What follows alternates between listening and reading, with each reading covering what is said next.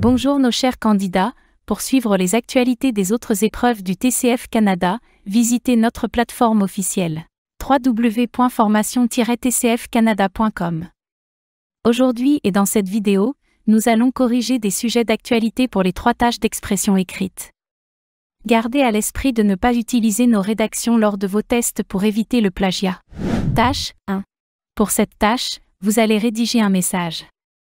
Votre objectif est de décrire, narrer ou expliquer un sujet. Le message sera adressé à un ou plusieurs destinataires spécifiques. Assurez-vous que votre message contient entre 60 et 120 mots. Cette tâche évalue votre capacité à communiquer efficacement par écrit. Concentrez-vous sur la clarté et la pertinence de vos idées. Sujet: vous organisez une fête, écrivez à vos amis pour vous aider à l'organiser. Salut tout le monde. J'organise une fête le samedi 9 décembre chez moi et j'aurais vraiment besoin de votre aide pour que tout soit parfait. Ce serait génial si chacun pouvait apporter quelque chose, des boissons, des snacks ou un dessert. Ça rendrait la fête encore plus conviviale. Je vais m'occuper de la déco, mais si quelqu'un a des idées pour l'ambiance ou veut faire une playlist, ce serait top. On pourrait aussi prévoir quelques jeux pour animer la soirée. Merci d'avance pour votre aide. Avec vous tous, je suis sûre que cette fête sera mémorable. J'ai hâte de vous voir et de passer un super moment ensemble. À très bientôt, Yousra. La tâche 2 consiste à rédiger un article ou une lettre destinée cette fois-ci à plusieurs destinataires pour faire un compte-rendu d'une expérience ou d'un récit. Ces comptes rendus et récits seront accompagnés de commentaires d'opinion, de descriptions ou d'arguments en fonction de l'objectif demandé. Le candidat doit veiller à ce que son texte contient un minimum de 120 mots et un maximum de 150 mots. Cette tâche évalue la capacité du candidat à transmettre efficacement des informations, des opinions ou des arguments par écrit tout en respectant des exigences spécifiques. Sujet: vous avez participé à une compétition sportive, écrivez un article, blog, magazine, etc. Lieu, date, organisation.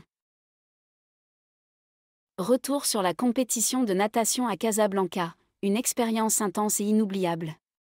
Chers lecteurs, le dimanche 12 novembre 2023, j'ai eu l'opportunité de participer à une compétition de natation organisée au complexe sportif Mohamed V à Casablanca. Cet événement, très attendu dans le milieu sportif local, a rassemblé des athlètes venus de différentes villes pour s'affronter dans plusieurs catégories de nage. L'organisation était impeccable, avec des équipes d'accueil efficaces, des horaires respectés et une ambiance conviviale qui mettait tout le monde à l'aise. Chaque épreuve était disputée avec intensité, mais toujours dans un esprit de fair-play. Ce que j'ai particulièrement apprécié, c'est l'encouragement du public, qui a apporté une énergie incroyable tout au long de la journée. Bien que je n'ai pas terminé sur le podium, l'expérience a été enrichissante. J'ai pu rencontrer des passionnés de natation, apprendre des techniques, et me surpasser dans une atmosphère compétitive et bienveillante. Une chose est sûre, je compte bien participer à la prochaine édition pour viser encore plus haut. La tâche 3 implique d'écrire un texte qui compare 2 points de vue opposés tels que présentés dans 2 documents courts et simples d'environ 80 mots chacun. Ensuite, le candidat doit prendre position sur le thème abordé dans les 2 documents. Le nombre de mots attendus est d'un minimum de 120 mots et un maximum de 180 mots. D'abord, on fournit 2 documents présentant 2 opinions sur une réalité spécifique, puis on demande au candidat d'écrire un court article. Cet article devrait comporter une première partie de 40 à 60 mots résumant les points de vue présentés dans les 2 documents. Il devrait également inclure une deuxième partie de 80 à 120 mots maximum exprimant le propre point de vue du candidat sur le sujet discuté dans les 2 documents. Cette tâche évalue la capacité du candidat à analyser dans un premier temps et synthétiser des informations provenant de plusieurs sources, ainsi que sa capacité à reformuler et à exprimer efficacement son propre point de vue par écrit. 2 opinions sur les menus sans viande aux cantines scolaires. Document 1. De plus en plus d'écoles décident de mettre en place un menu sans viande dans les cantines, au moins 2 fois par semaine. Certaines études ont montré que les enfants consomment trop de protéines animales. C'est donc une question de santé.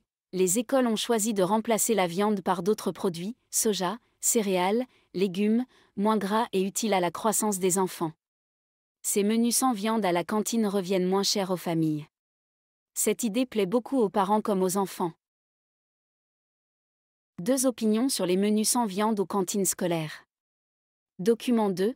La décision de supprimer la viande dans les cantines ne plaît pas à tout le monde. En effet, c'est un produit cher. La cantine est le seul endroit où les enfants de familles en difficulté peuvent manger. Les producteurs locaux de viande sont également mécontents, une partie de leur production est réservée aux cantines, il s'agit donc d'une perte financière. Enfin, beaucoup d'enfants interrogés déclarent tout de même préférer les steaks de bœuf aux steaks de soja qui, selon eux, ont peu de goût. Menu sans viande dans les cantines, avantages et critiques. De plus en plus d'écoles adoptent des menus sans viande pour améliorer la santé des enfants, comme le souligne le premier document. En effet, il est prouvé que les enfants consomment trop de protéines animales, et les alternatives comme le soja et les céréales sont plus saines et moins coûteuses pour les familles. Cependant, le second document met en avant des critiques, notamment celles des familles en difficulté pour qui la cantine est la seule source de viande. Les producteurs locaux de viande sont également touchés économiquement. À mon avis, l'introduction de menus sans viande dans les cantines est une initiative positive, surtout pour promouvoir une alimentation plus équilibrée et moins grasse. Cela permet aux enfants de découvrir des alternatives alimentaires et de mieux comprendre l'importance d'une alimentation variée.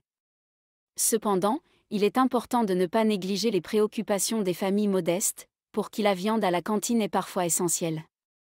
Un compromis pourrait être trouvé en proposant des options végétariennes tout en maintenant des choix carnés pour ceux qui le souhaitent.